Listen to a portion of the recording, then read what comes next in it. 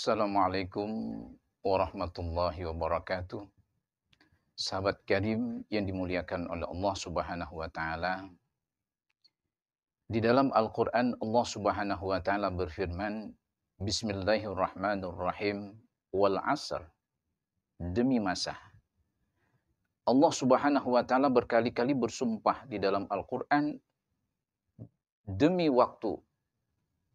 Wal 'asr, wad-duha, was-subhi, wal-laili, wal-fajr.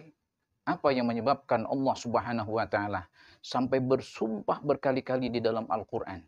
Demi waktu, sebab bagi Allah waktu itu sangat penting bagi manusia. Karena memang manusia dari waktu ke waktu semakin bergerak, semakin tumbuh, semakin bertambah tua, dan pada akhirnya dia akan meninggal dunia. Maka manusia ketika mampu menggunakan waktu dengan baik, maka dia akan menjadi beruntung. Tapi manakala dia tidak mampu menggunakan waktu dengan baik, dipenuhi dengan amal ibadah kepada Allah, maka dia akan merugi. Wal 'asr, demi masa. Innal insana lafi khusr. Sesungguhnya manusia ini pasti termasuk orang-orang yang rugi. Illal ladzina amanu. Kecuali yang tidak rugi adalah yang pertama orang yang beriman. Orang yang yakin dengan hatinya bahwa Allah Subhanahu wa taala adalah Tuhannya, bahwa Al-Quran adalah kitabnya, Nabi Muhammad adalah nabinya, lalu dia menjalankan semua syariat itu dengan segenap hati dan jiwanya. Mereka lah orang yang beruntung, yang percaya kepada Allah dan Rasulnya dengan benar di dalam hidupnya, lalu dibuktikan dengan amal ibadah di dalam kehidupannya. Illal ladzina amanu wa 'amilus sholihat. Kemudian tidak cukup dia yakin dan percaya kepada Allah, lalu dia buktikan dengan amal ibadahnya kepada Allah. Dia sholat, dia puasa, dia zakat, dia haji, dan melakukan semua amal ibadah yang lainnya. Siapa yang ingin diridhoi, kerjakan yang fardu, dan siapa yang ingin dicintai oleh Allah, maka hendaklah dia memperbanyak yang sunnah di dalam hidupnya.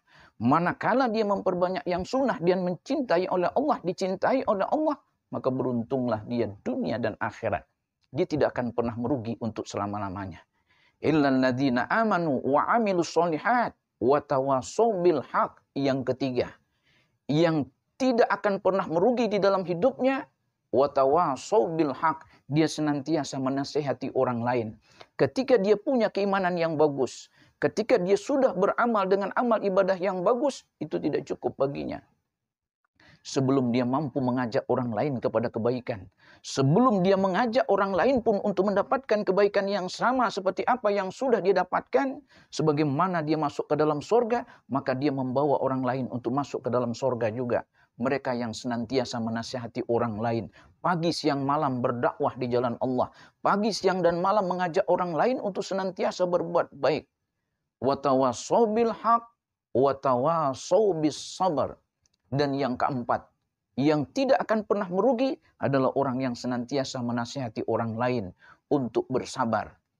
Iman, amal, dakwah butuh kesabaran. Maka dilengkapi yang keempat adalah orang yang menasihati orang lain untuk senantiasa bersabar dan dirinya sendiri juga bersabar di jalan Allah. Innallaha ma'as sabirin. Allah beserta orang-orang yang bersabar. Maka beruntunglah orang-orang yang memiliki empat karakter tersebut.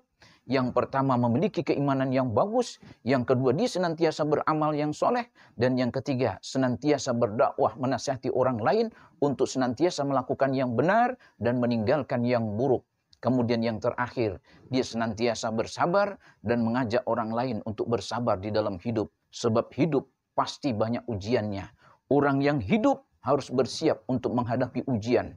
Orang yang tidak mau berhadapan dengan ujian di dalam hidup, maka kuncinya jangan hidup di dalam kehidupan kalau tidak ingin diuji oleh Allah Subhanahu wa taala.